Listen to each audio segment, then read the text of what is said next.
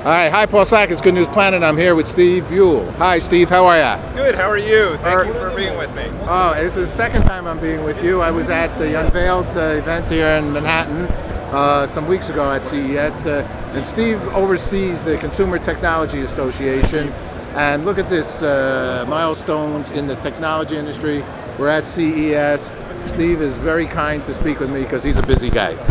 Well, and I'll say I overview the CTA Foundation, so I'm the charitable arm of the association, and the association runs CES, but we're glad to be part of this industry and be able to go out and do good work on behalf of the industry. You know, there's a sign over there that says like about $500,000 worth of good work. Yes. What does that mean? We give out about $500,000 worth of grants each year. In addition, we do other programs and partnerships with a variety of different nonprofit organizations, and our mission is focused specifically on aging and people with disabilities. So we fund nonprofits that are using technology to help older adults and people with disabilities, and there are some amazing programs out there. We've funded groups in New York, we've funded groups in San Diego, and a number of cities in between.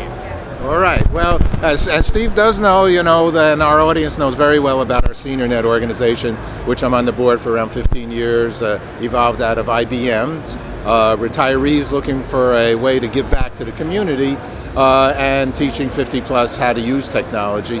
And we have this upcoming event. So we're hoping to get the CTA involved with it, as well as IBM. And I want to say IBM right now because I guess it was today or yesterday, there was a big, yesterday I think, a big announcement about some cognitive research work along in partnership with IBM. What's that all about? Yeah, we're very excited. During the IBM keynote yesterday, they announced the partnership with the CTA Foundation around cognitive computing, and we look at the future of computing and the power of things. You know, a lot of the public is aware of what IBM has done with Watson, you know, based on what's happened on Jeopardy, and but they've moved into healthcare, they've moved into other areas, and we really see a major potential for that to have an impact on the way we age or the way we experience disability. So what they did is they approached us and asked if we'd be willing to work with them on a study looking at, you know, what are the major innovations coming in cognitive computing, not just IBM technologies, but what's out there in general, and then specifically, how can this work for older adults and people with disabilities? And that's really where we're interested in seeing what are the new innovations, what are the roadblocks that are out there that we need to look at that can help enable or be overcome to help enable adoption of these types of technologies. You know, I attended earlier this morning the Digital Health Summit. Yep. Okay, so in addition to over 3,000 corporations, is that right? Something like that. Something around there. Here you have these different other venues talking, so a whole nother day on digital health. You know, I was learning about Alzheimer's this morning and the concerns in that regard, and utilizing technology, what's happening here to benefit somebody with that concern, or the big word out there is caregivers. Yep. And so as we all age and with better health conditions, I've done interviews over Phelps, and you see all kinds of new technologies to you know, from walking to sleeping to it's wild, isn't it? Well, it's amazing when you look at the variety of different types of technologies we have here and what impact that will have both on all of us as consumers, you know, whether we're experiencing a disability or not. Chances are at some point we may.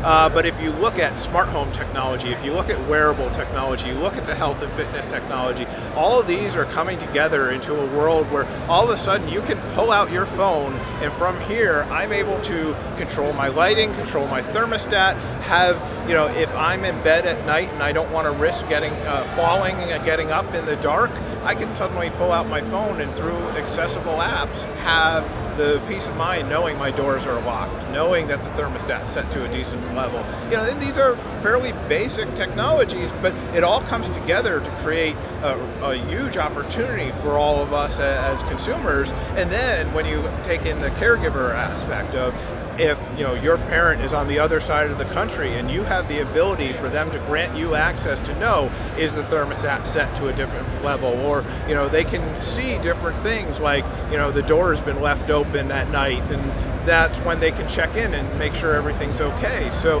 there's a lot of opportunity that comes from general consumer products. You know, it's also I'm finding, because I've done quite a few interviews here, okay? And there's definitely overlapping. And why that I feel is good. Say, for example, you'll be able to put a camera in your mother's home, okay? And see how she's doing with her permission, right? Yep.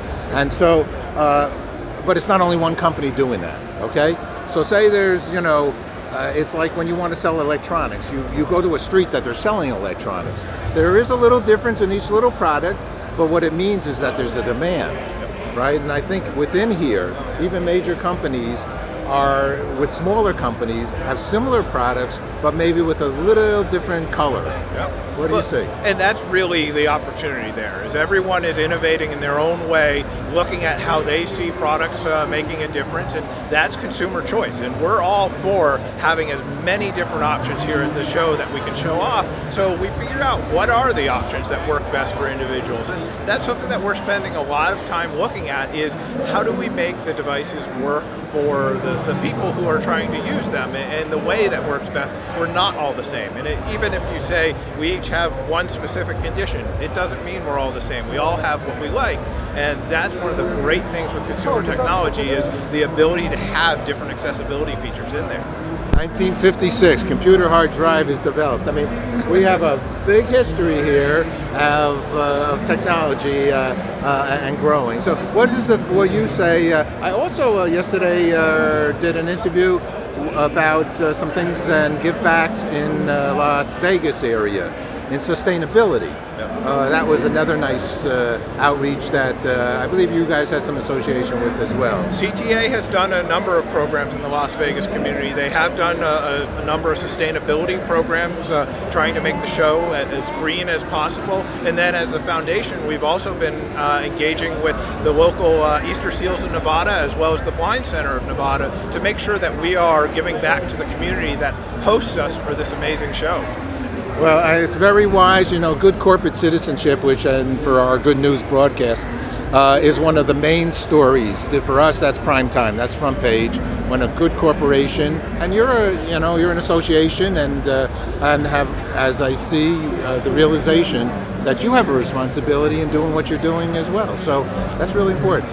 Well, I wake up every day excited to go to work, because the opportunity to work with this industry and to be able to make a difference in people's lives is just, it's amazing. I mean, I absolutely love it. So yeah, it's great to see what people are coming up with. If you go to Eureka Park here and look at all the startup companies, there's an amazing number of them that are looking at accessible technologies that are really going to help people.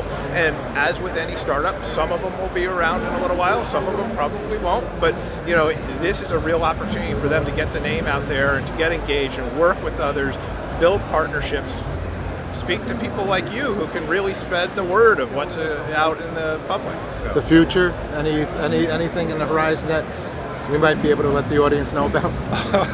There is so many amazing things coming in the horizon, and it depends how far out you're looking, but I'm really excited about a lot of technologies that are already here but maybe not widely adopted. Things along the lines of the smart home technologies that can really grant us total control of our environment and engagement with our friends and family around the country or around the world. And then you look even further, there's an amazing automotive component here. Look at, just think about, as we're aging, one of the biggest challenges is transportation to various appointments or just going out and being social. That's one of the things people always forget. If we have the ability to have autonomous vehicles, that's going to help overcome a lot of those challenges of getting people out and being able to help reconnect us all. Great stuff. Steve, congratulations. 2 last questions. What's good news for you?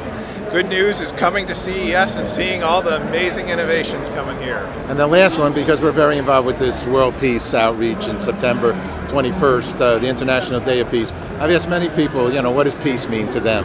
And, I think we have a lot of companies here who make our lives more peaceful. So what does peace mean to you?